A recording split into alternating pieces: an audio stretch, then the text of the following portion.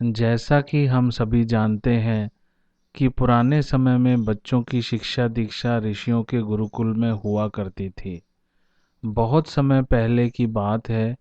एक प्रसिद्ध ऋषि अपने गुरुकुल में शिष्यों को शिक्षा देते थे। उस ऋषि के गुरुकुल में बड़े बड़े राजा महाराजाओं के पुत्रों से लेकर साधारण परिवार के बच्चे भी शिक्षा लेने के लिए आते थे। काफी वर्षों से शिक्षा प्राप्त कर रहे शिष्यों की शिक्षा आज पूर्ण हो रही थी और इसीलिए सभी उत्साह के साथ अपने घर लौटने की तैयारी कर रहे थे।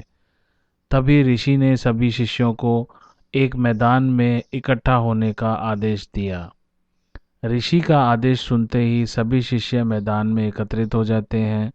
ऋषि सभी से कहते हैं कि आज इस गुरुकुल में आप सभी का अंतिम दिन है और मैं चाहता हूँ कि यहाँ से जाने से पहले आप सभी एक दौड़ में हिस्सा लें।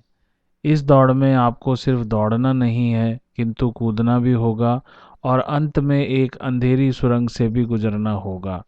क्या आप इस दौड़ के लिए तैयार हैं?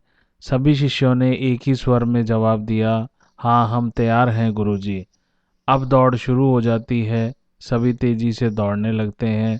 वे सभी शिष्य अंत में उस अंधेरी सुरंग के पास पहुंचते हैं। उस अंधेरी सुरंग में बहुत ज़्यादा अंधेरा था और जगह जगह पर पत्थर भी पड़े हुए थे।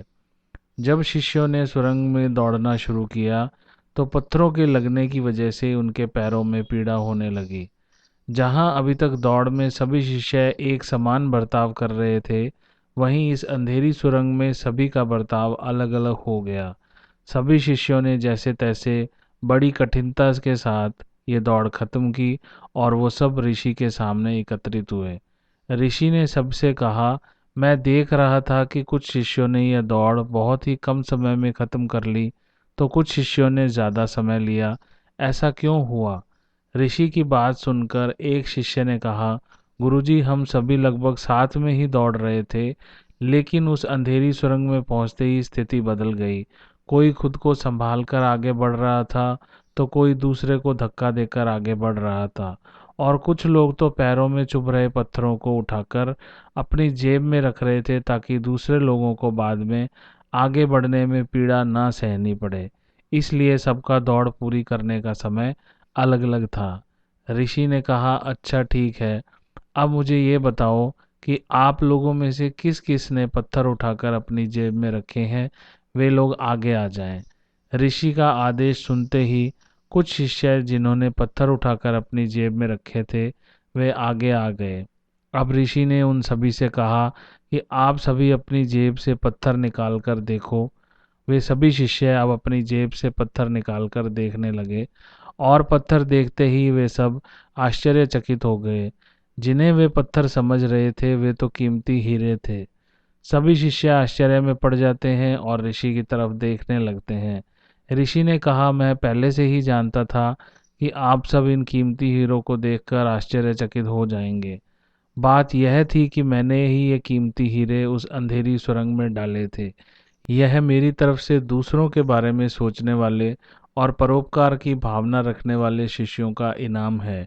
ऋषि ने सभी को समझाते हुए कहा कि आज की यह दौड़ जीवन की व्यस्तता को दर्शाती है, जहाँ पर सभी कुछ न कुछ पाने के लिए भाग रहे हैं, लेकिन अंत में वही सौभाग्यशाली होता है जो परोपकार की भावना रखकर दूसरों के बारे में सोचता है।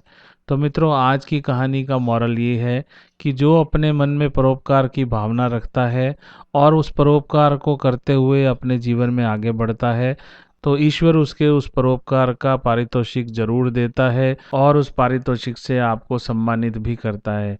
इसलिए अपने जीवन के सफर में परोपकार की भावना को मन में जरूर रखते हुए आगे चले। आप देखेंगे कि आपका जीवन खुशहाल और आप सौभाग्यशाली बन जाएंगे। मित्रों, आज की यह कहानी अगर आपको अच्छी लगी हो तो इसे ज़रूर लाइक करें, अपने मित्रों के साथ भी इसे शेयर करें।